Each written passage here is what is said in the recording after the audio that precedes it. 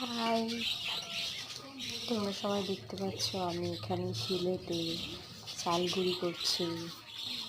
তোমরা তো সবাই জানো কাল পৌষ সংক্রান্তি, তো যার জন্য আমাদের আজকেরই পিঠে হয়ে যাচ্ছে, কারণ কাল আছে একাদশী। সেই জন্য এই যে দেখতে পাচ্ছ আমার শাশুড়ি মা পিঠে বানাচ্ছে।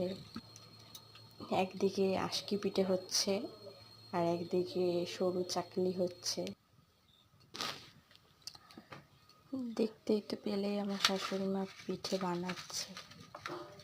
তোমরা দেখো কিভাবে বানায়। তোমরাও বাড়িতে নিশ্চয়ই বানাচ্ছ আজকে পিঠে। জানি না আজকে অনেকে বানাচ্ছে কিনা, তবে কালকে অনেকে বানাবে। কিন্তু ওই যে বললাম কাল একাদশী আছে, তো সেই জন্য আমাদের আজকেই বানানো হচ্ছে।